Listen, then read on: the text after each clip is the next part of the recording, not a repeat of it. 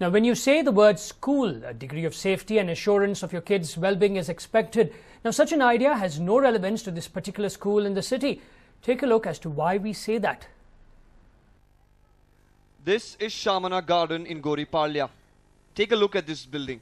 Construction workers fully involved in work. Drilling, carrying around construction material, plastering walls and softening sand to mix with the cement.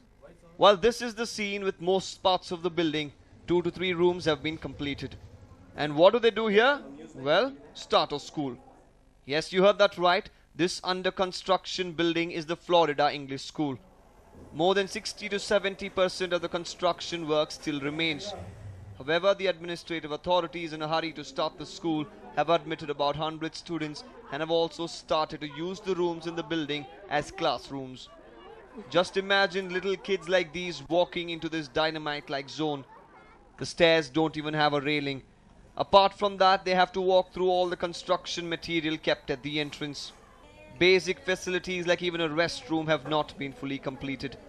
The whole day, kids are exposed to the sound of construction work underway.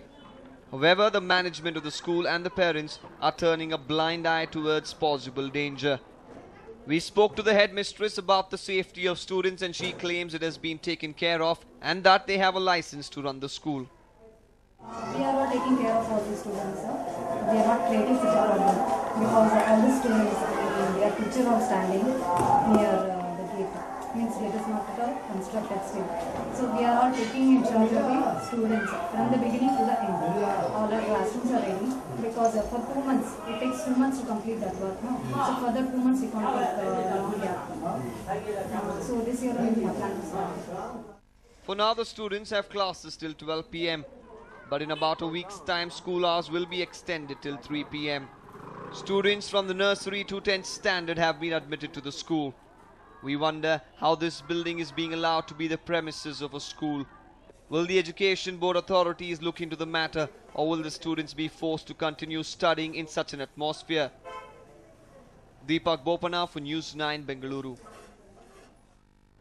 Now, in fact, we have some big news coming in now. Chief Minister Siddaramaiah asked for G. Parmeshwar to be nominated to the Rajya Sabha. In fact, this is the big news that we're now tracking. Chief Minister Siddaramaiah asked for Dr. G. Parmeshwar to be nominated to the Rajya Sabha. CM suggests the matter to the High Command. CM and held discussions with Digvijay Singh on this particular matter.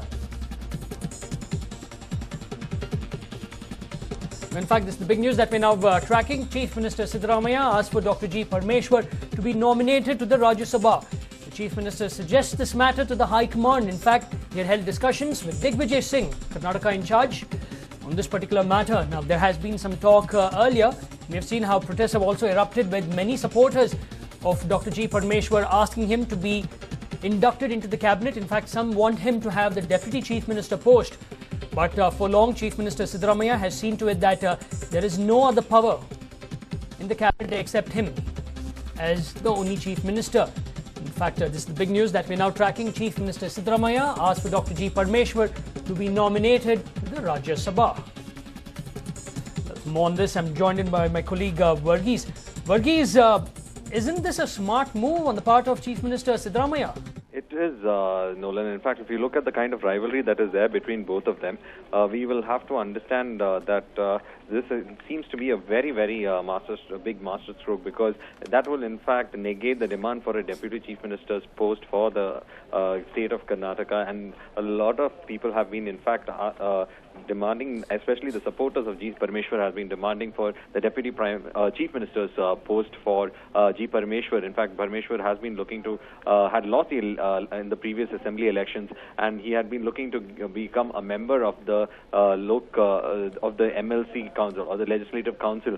So, but at present, it seems that the Chief Minister of the state is suggesting a political masterstroke by which he will be, in fact, not only will be able to give G. Parmeshwar a position higher than the MLC, but at the same time, the question of the Deputy Chief Minister's post will be answered with this masterstroke, Nolan. Right, and are we getting any reactions from Dr. G. Parmeshwar on this, or are any other politicians reacting to this? Nolan, the news has just come in, and what we know at present is that this was done as a matter of, this idea came out as a matter of discussions between the Chief Minister and the Congress in charge for Karnataka, Digvijaya Singh. So the news has only come in. We are just waiting for the reactions, Nolan. Right, Varghese, thank you very much for all those details.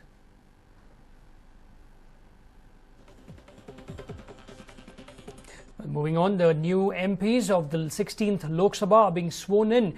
The pro tem speaker administered the oath to Prime Minister Narendra Modi, L.K. Advani and also Sonia Gandhi. Now 315 new MPs will take their legislators' role for the first time.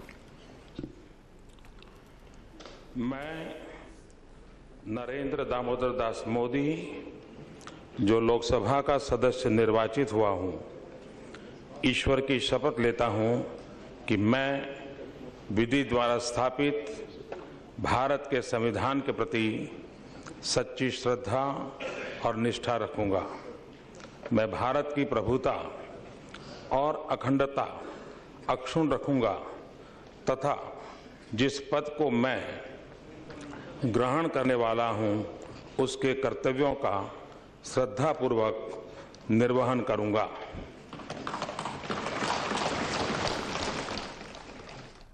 Prime Minister Narendra Modi, dressed in a white attire, being administered the oath, and now senior BJP leader L.K. Advani taking his oath as a member of the 16th Lok Sabha, that is.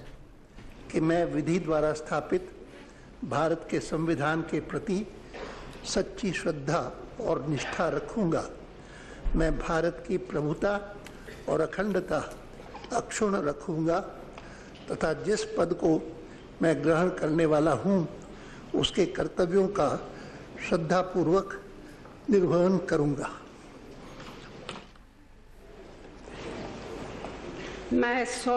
Finally, in order, it was first the Prime Minister, then L.K. Advani, and finally Congress President Sonia Gandhi, who were administered their oath of office by the pro tem Speaker, senior Congress leader Kamal Nath. Bharat के संविधान के प्रति सच्ची श्रद्धा और निष्ठा रखूंगी। Now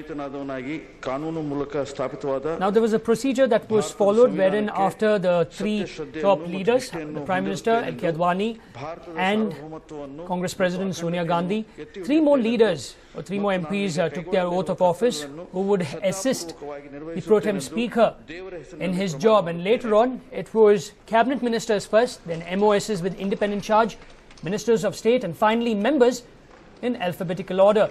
And I'm here Anand Kumar taking the oath of office.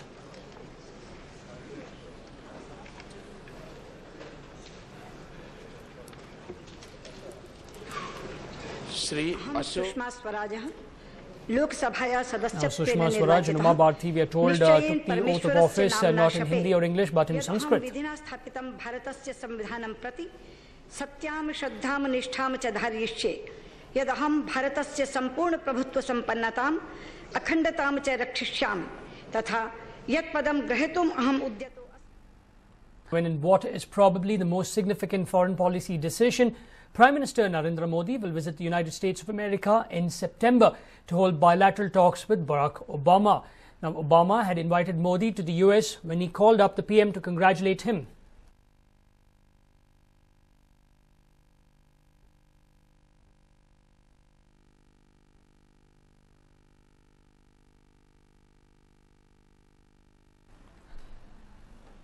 Now, significantly, the meeting won't happen on the sidelines of the United Nations General Assembly in New York, but in the form of a full-fledged bilateral summit in Washington. The two sides are finalizing the date for the meeting, which will be in the last week of September. The Modi-Obama summit promises to be one of the foremost international events of the year and will overshadow Modi's presence at the United Nations General Assembly if he decides to go to New York. Now, the meeting between Modi and Obama will mean that the US view on the Indian Prime Minister has come full circle from the time it imposed a visa ban on him in 2005 in connection with the Gujarat riots 3 years earlier.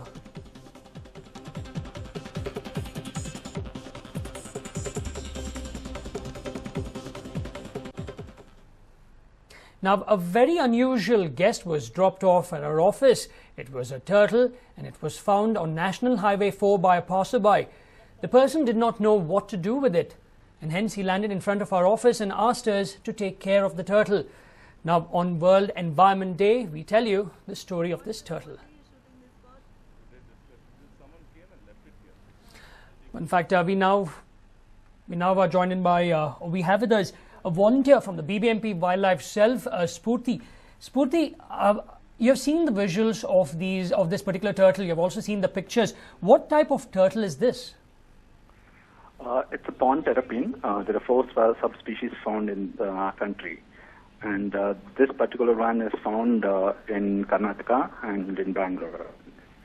All right. Now, Spurti, what should people do when they find them on the roads or anywhere else far away from their natural habitat?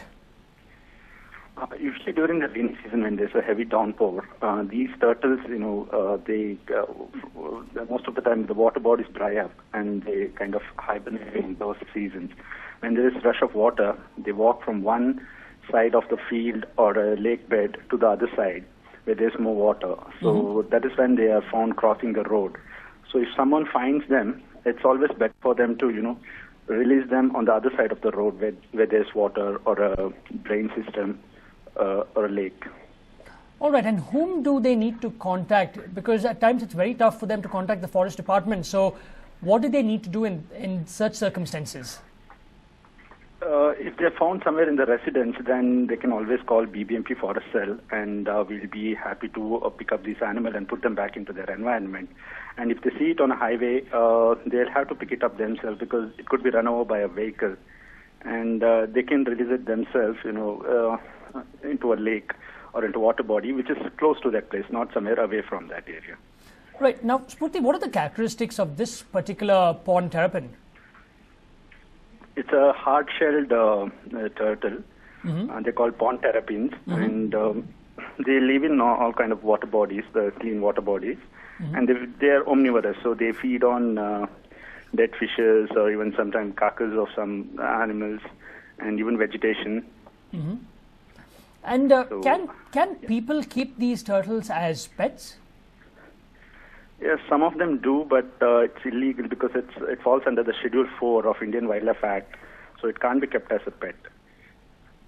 Right. All right, Spurti. Thank you very much for sharing your views with News9 and speaking to us. In fact, News9 is basically trying to, on World Environment Day, make people aware of their nature. In fact, a person dropped this turtle at our office. We have contacted the BBMP Wildlife Cell. Now, this is what people need to do. Once you see such wild animals, be it a turtle, snake, or any exotic animal, or a bird, do contact the BBMP. If not the BBMP, at least the Forest Cell. Now, if you do not know their numbers, they're there online. You can catch it anywhere. But it is our job as citizens over here, good citizens, to inform the wildlife department, both the forest or the BBMP cell, because they do know how to manage these animals, and they will leave them in their own natural habitat.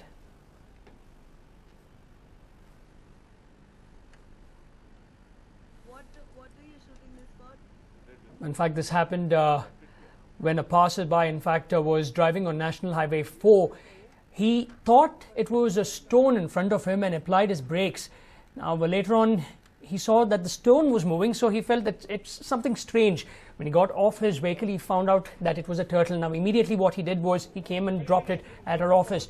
Now, we did what citizens need to do, a proper citizen and responsible citizens. We contacted the BBMP Wildlife Cell. We asked them what sort of turtle is this and how to look after them. And this evening, we'll be handing over this particular turtle back to the BBMP Wildlife Cell volunteers, who will then later on take this turtle back to its natural habitat.